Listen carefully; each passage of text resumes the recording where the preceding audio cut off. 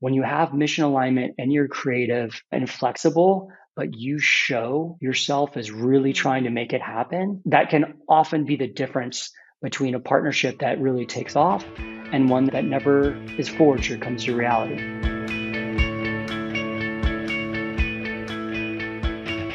Welcome, everyone. I am so thrilled to be here today with James Citron. James, welcome to What the Fundraising. Thank you so much for inviting me to be here. As you know, I'm a super fan and I love this podcast.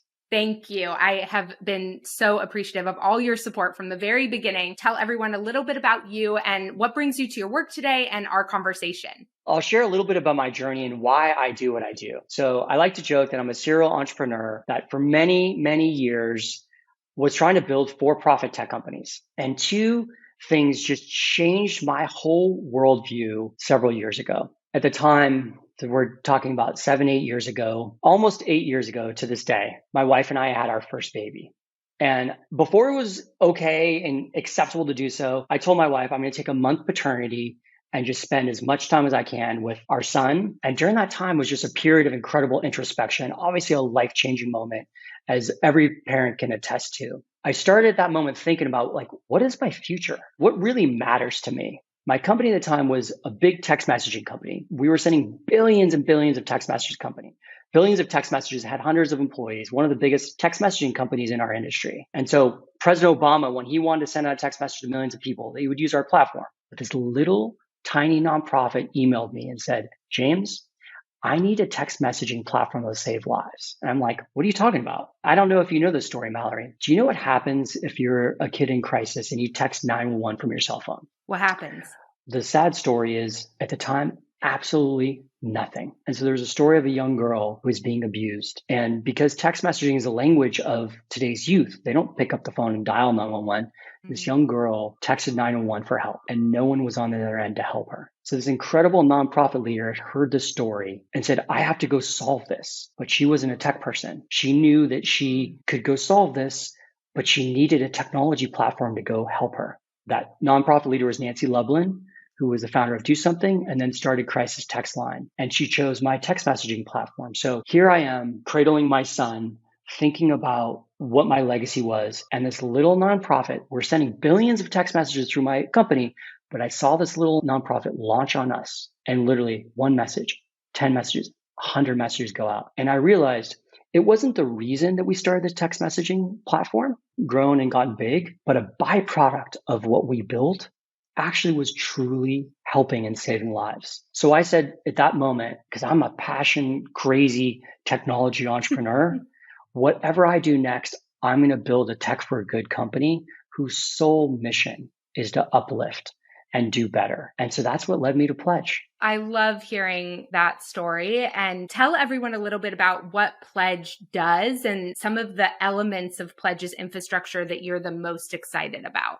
I like to always start with our mission. Our mission is to power the world's generosity. And the way we do that is by building what we believe is the world's best charitable donation platform. What we love about our platform is there's all these different products that you can use if you're an individual, you're a company, or a nonprofit. So some of the big innovations in my old tech pedigree, and by the way, a bunch of our engineers from my past two companies, which we fortunately built and grew and sold, have all come here to join me on this mission to build a tech for good platform. So we were the first people to launch Apple Pay for charity. We launched text to donate, so every single nonprofit out there can actually literally make it simple and accessible for people to text in and donate. During the pandemic, probably the thing that we were most excited about and become fairly well known for is 1/3 of nonprofits were literally were threatened to go out of business, because what do you do when you can't raise money in person anymore? The gala is over during the pandemic. So we reached out to our good friends at Zoom, who we had no idea who they were. And by the way, for everyone listening, be big, bold, audacious, because you never know who's on the other end of the receiving end of your email or your outreach. We reached out to our friends at Zoom. They had a competition at the beginning of the pandemic to go, what's the next billion-dollar idea built on top of Zoom? And we were like, in a world where we can't fundraise in person, why isn't there a donate button built on Zoom? Fast forward a few weeks after submitting this application, not hearing anything, board member literally reached out and says, you guys are in the finals. We're like, oh my gosh. Fast forward a few more weeks, They said, we love this. And this was literally the number one customer request that we got during the pandemic as religious institutions started streaming, as schools all went virtual, as celebrities said, how do I mobilize my communities? There was no donate button built on Zoom. So we launched the first donate button built on Zoom. Zoom fell in love with it so much, they actually made a strategic investment in the company. We share a core value of care. They want Zoom to do the most good in the world. And obviously, our mission is to power generosity. So there's been a great partnership there. That's a little bit about Pledge, but we work with many companies who want to embed impact into what they do. Evite donations, Shopify, and I'll share one really, really exciting announcement. We're going to probably announce this first with you, Mallory, to your community, which I can't be more excited and honored to do, which is when we looked at nonprofit fundraising and we looked at all the money going to nonprofits, and last year, $480 billion was intended to go to nonprofits, of which about $360 billion was given by individuals. We saw one thing that was really broken. Do you know what that is, Mallory? No, I mean, I see a lot of things, but tell me what you're thinking. When you give $50 to your local animal shelter or $100 to your PTA, at least 3% of that donation goes to the credit card companies. And all told, each year, billions, if not 10 plus $billion from our calculations, goes to credit card companies. So I'm a donor, and at least 3% of my funds actually are going not to the mission, the nonprofit who desperately needs it. It's going to the credit card companies who do not need it. So at Pledge, we've had this incredible run of growing the company, but we are a social enterprise. Purpose comes up here. Profit is way down here. So we've decided officially we are going to cover all the credit card fees of donations to our platform on Zoom, on our website. Every single nonprofit who puts the Pledge Donate button there, we're going to cover the credit card fees because that 3% can be the difference between a new staffer, 1,000 new trees, closer to achieve their mission. Wow, that is tremendous. I mean, I remember when I was an executive director dealing with decision making around different types of fee structures and even how to project that out a little bit. And when you're thinking about different tech implementation. So I think that is really going to open up the opportunity for nonprofits, particularly some of those smaller nonprofits. 3% makes a difference for everyone. But I think about when I was trying to grow an organization from 200,000 to 2 million, some of that bit of buffer, it really would have been game changing for me, as you said, making some of those strategic decisions. So I really appreciate that. And I'm curious, like one of the things before we clicked record that you told me is that because I was like, well, how on earth do you make money? And so you shared with me about the tipping option that donors can tip Pledge. So there are a number of different platforms that have that option, but they have the transaction fee component as well, of course. And so what's really amazing to me about you making that decision is that you're betting on generosity for nonprofits, but you're betting on generosity for your business. So can you talk to me about how you view generosity and the abundance of that in our world? Well, Mallory, thank you for recognizing that. And I think all of us who are in this broader ecosystem just generally believe we're all optimists who fundamentally believe in the goodness of humanity. And whether it's that one volunteer who shows up at every single chance they can to volunteer for free when it's hard for them to volunteer for their nonprofit, or that generous donor who's always there for their nonprofit when the nonprofit needs it, I fundamentally, everything is about generosity. So when we made this decision, and trust me, we have investors, we have board members, we have employees who go, is it going to be okay? Can we do this? To align our incentives with our stakeholders, our donors, our nonprofits is the only way forward to us. We want to make a decision, bet the future of our company by aligning all of our incentives.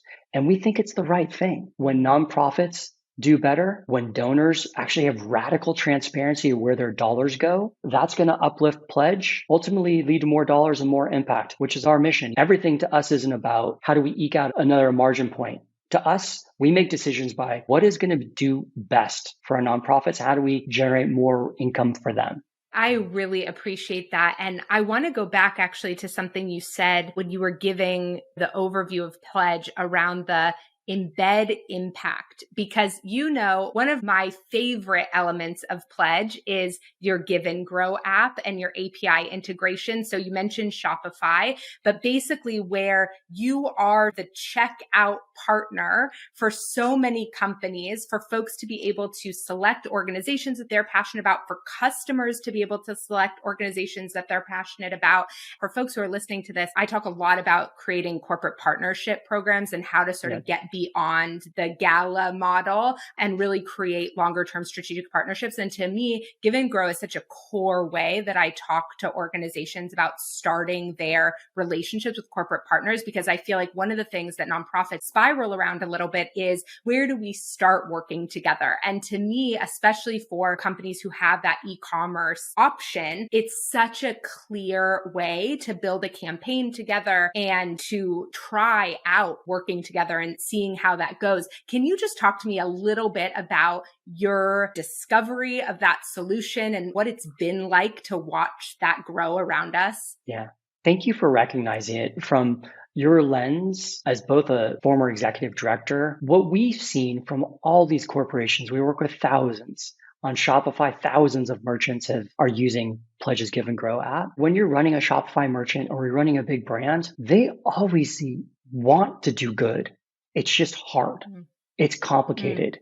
It's buy-in, it's technology, it's how do I slot this in the product roadmap when it's not going to generate ROI. It can be very hard for those companies, even when they want to work with your nonprofit partner. What Give and Grow set out to do was go, can we just remove all of that friction? Whether you're a giant merchant, we have 200 of the largest merchants on Shopify using it now, or you're just a small store and you're passionate about a certain cause and you want to embed impact, can we make literally donating at checkout a 5-minute free process? And so you mentioned earlier, obviously, we're all about aligning optimism and aligning the generosity of all of our constituents. So we don't charge for Give and Grow. It's totally free, like all of our products, no upfront fees, no monthly costs, none of that stuff, because that levels the playing field, that enables any nonprofit to align with any of the million merchants on Shopify. And I'll give you some great examples that have come up. So one of my favorites is this incredible sustainable cleaning product company called Blue Land. They won Shark Tank, and their whole thing is getting rid of plastic at home. And literally the weekend before they went live on Shark Tank, they added Give and Grow, and it was literally add $1 donation at checkout. And I can tell you a huge percentage of their customers, literally every single time they buy a product, just goes dink. It's one button, adds $1 donation at checkout, and hundreds of thousands of dollars has been raised for causes that align with that business. Hailey Bieber just launched an incredible new brand, a skincare line. She picked 4 different charities, used Pledge, set up in literally minutes. And she sells out in a day. When she does an Instagram post, sells out in a day and raises hundreds of thousands of dollars. So for us, it came back to making it simple, making it free, making it accessible. I'm excited to share these numbers, all told, because these are small individual donations, but all told, over $300 million of products has been purchased that have a donation powered by Pledge now.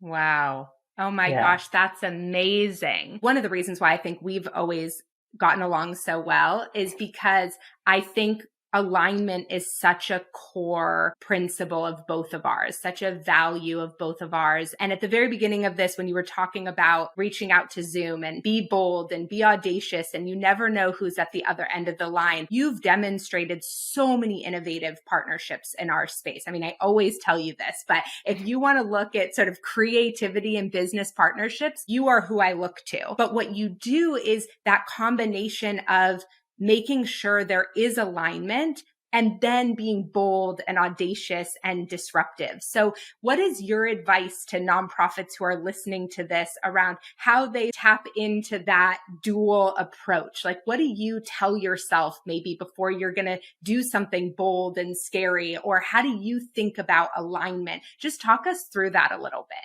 Thank you. And for my team, who we get to spend all this time in person and also remote, we joke about this, but I believe that nothing is impossible. One of my idols, Richard Branson, he always says, how can I say yes to everything? Not no. How do I say yes to everything? And so that's been always a guiding principle for me and for everyone listening in. When you dream up that incredible partnership or you think about where your organization is going to go, and if you just had this one great partner, how could it happen? I think there's three things. One, be bold and audacious. Of course, we've talked about that. Be creative. Be incredibly creative. Sometimes you walk in a door with this great idea and you find out, you know what? That company that seemed perfect isn't the perfect fit, but they have another idea how they can integrate impact and integrate you into their plans. So be creative. And last is be persistent. And I think the last part is really important. We live in an attention starved economy right now. Time is the most precious asset we all have. Every single day, every single minute, when we're making trade-offs between our work, our home lives, all these kinds of things. And I think persistence and grit and hustle and all those sometimes overused words really matter, because when you have mission alignment and you're creative and flexible, but you show yourself as really trying to make it happen, that can often be the difference between a partnership that really takes off and one that never is forged or comes to reality.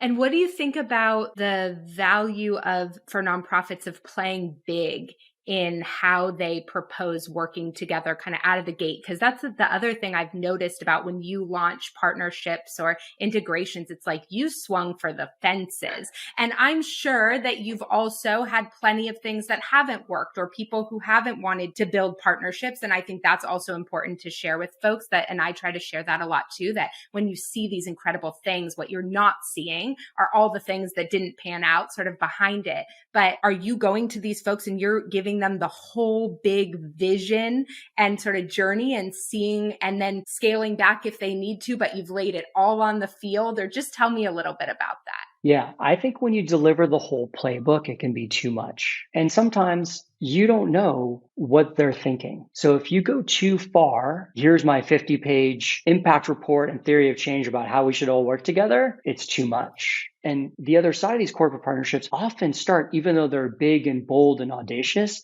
they often start with a trial, an initial campaign, a volunteering event with a bunch of executives from that company coming to your place of work and seeing your impact. So oftentimes they start small and build. And I think that's the legacy of even some of the most successful tech companies is they start with something that's working and then they rapidly build on top of it. Even big partnerships don't have to start big. My recommendation would be, of course, be bold, but you might want to start smaller and grow into it, because the champions of that organization, once they get a win, are going to be your biggest champions going forward. I love that advice. Okay, I know we have to wrap up. Is there anything else you want to make sure you get to tell nonprofits, any words of wisdom before we say goodbye? And I'll make sure all the links are below to pledge and to connect with you on LinkedIn as well. So a few quick things. My best practices for technology. As a longtime tech guy, try and don't be afraid to fail. Please try. Whether it's pledge or other things, try. Have a hacker mentality to try new things. I know it's scary, but technology truly doesn't have to be frustrating. It can be an enabler and lead you to incredible growth. Love for you to try pledge. Love your feedback on our no credit card fees initiative, of course. And if I can be a resource, one of the greatest things that ever has happened to me is I've been surrounded by incredible mentors who've guided me through my career. As I got involved in the nonprofit space for the first time, I surrounded myself with an incredible board of advisors who have really guided me on my impact journey. If I can be a resource, I'm happy to be, but I'd also recommend finding your tribe. That might be listening to Mallory's podcast, because some of the incredible guests you have on here, it's just unbelievable. But find your tribe to help uplift you through the good times and the bad times, and stay focused on your mission. What you're doing is so valued, so needed, and so appreciated. And thank you. Thank you so much for this conversation.